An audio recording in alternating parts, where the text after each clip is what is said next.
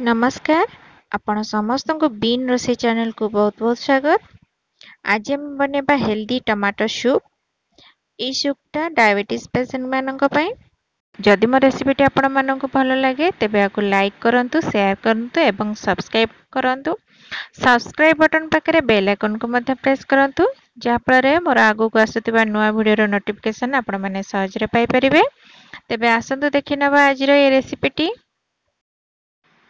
तो गोटे कढ़ाई गरम करी मुझे अल्प टिके रिफाइन तेल दूची। आप जगह ऑलिव ऑयल यूज करें। तेल देला परे मुझे किसी रसुण कोला देदेली एवं गोटे पियाज को मुझे चॉप कर नहीं दे दूची। ए सब रसुण एवं पियाज ये टिके नरम हो गला परे मुझे दुईटा बड़ टमाटो को काटिकी रखी दे देवी।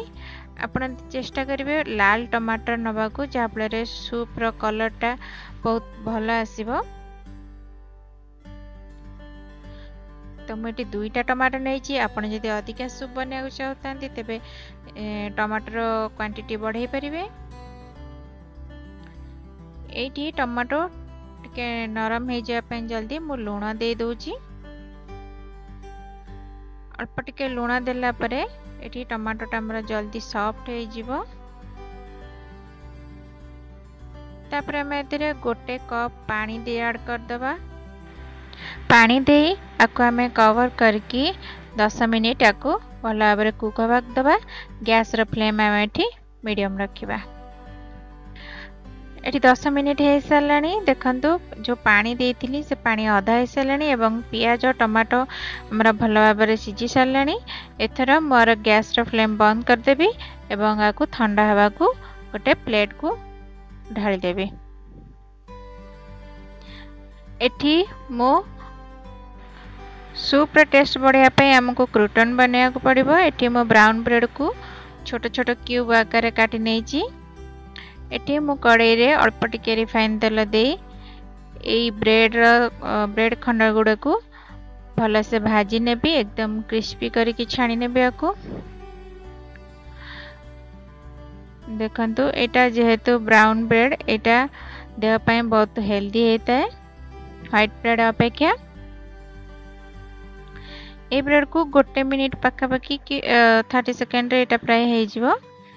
देखो टिके ब्राउन कलर आसी गले एटा को हमें तेल रो बाहर कर नबा। आकु साइड रे रखिबा। एटी हमर टमाटर एवं प्याज सब ठंडा हो सारानी। आकु मो गोटे ग्राइंडर जार नेची। ए ग्राइंडर जार रे मो आकु ग्राइंड कर नउची। एटी मो गोटे बाउल नेची। तापर गोटे छणा रखिली ग्राइंड करके रखिथिबा टमाटो को एथरे हमें भल से छाणी नबा ताकि जहाँ सब खदड़ा थिबो टमाटर मंजी वा जहाँ भी खदड़ा थिबो से सब छणा रे चली छाणी हे जिवो। आको हमें चामच साहाय्य रे भल भाव रे देखंतु एटी टमाटर प्यूरी हमरा बाहरी गला। एतर कड़ाई रे मु आ टिके नाको तेल गरम कर दउची रिफाइन तेल। एथिरे मु 3टी तेजपत्र एवं 8टी रसुण कोला को चॉप करके रखी ताको दे दउची। ए सूप को साधारणतः शीत दिन पिया को बहुत भल लगे किंतु आपण नॉर्मल दिन रे मध्य पी पारिबे।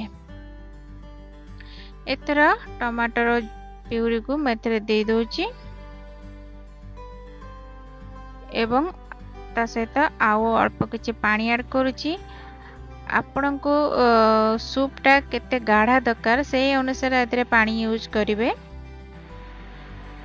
मुझे गोलमरीच हाफ चामच दे दूची।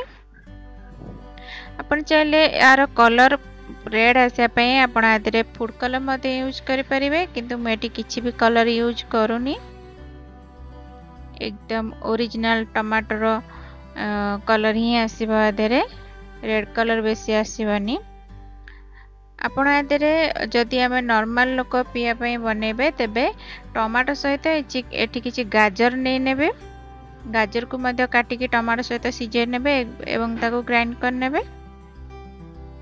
एवं एठी गोटे 2 चम्मच चीनी मध्य ऐड कर परिबे ताकि एटा खट्टा मिठा टेस्ट आसीबो। देखंतु एठी एबे एटा हे गला मते एतिकी कंसिस्टेंसी तार दरकार एठी मुझे तेजपत्र पकेथिली ताकू मु एठी बाहर कर नेउची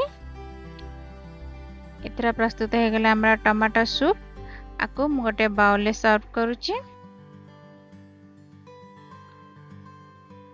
एटा पीवा को बहुत ही टेस्टी लगे एवं एटा बहुत हेल्दी मध्य डायबिटीज लोक पई एटा बहुत ही लाभदायक होता है